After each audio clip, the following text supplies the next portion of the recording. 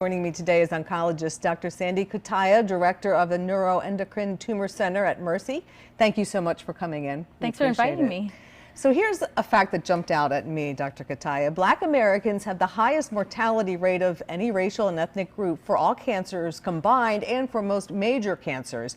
And that's according to the U.S. Department of Health and Human Services. Let's take a look at some of the numbers that we found. Black men have the highest overall cancer mortality rate, 18% higher than white men. Black men are 2 times more likely to die from prostate cancer than white men, and black women have 40% higher breast cancer death rates than white women, despite having lower incidence rates. This is according to cancer.org. So let's talk about some of these reasons, Dr. Cutaia. There's certainly more than one. Yeah, I think there's definitely more than one reason. Certainly, like I've noticed that the men with prostate cancer are younger and have more aggressive prostate cancers. And the women that I have with breast cancer who are black patients tend to have more aggressive versions of breast cancer and are also younger. And I think there's a lot of different things that can influence that. Socioeconomic things like lifestyle, access to health care.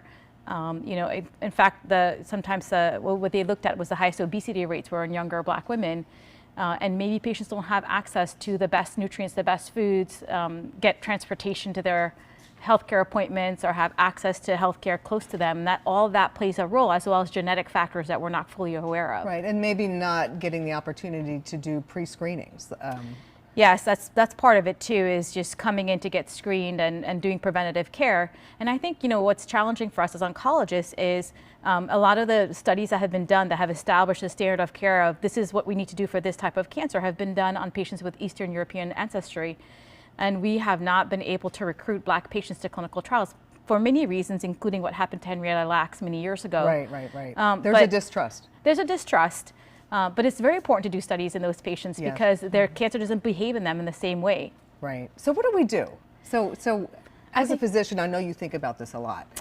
Yeah, I think it's important to build trust and to explain things and to educate people and to give them access to care and to offer free screenings for things, to be preventative, to offer access to nutritional programs to, so that patients know what they should be eating and how to exercise, because 40% of cancer is preventable if you eat right and you exercise and you do all the things that you can do. So, if we can do that across the board and just prevent cancer in the first place, that's so much more important than dealing with it afterwards. It seems like so logical, right? Yeah. If you can prevent it from happening, even from a financial perspective in terms of what it costs the medical community, it just makes sense. It would be so much easier. Yeah, so much easier. Absolutely. Yeah.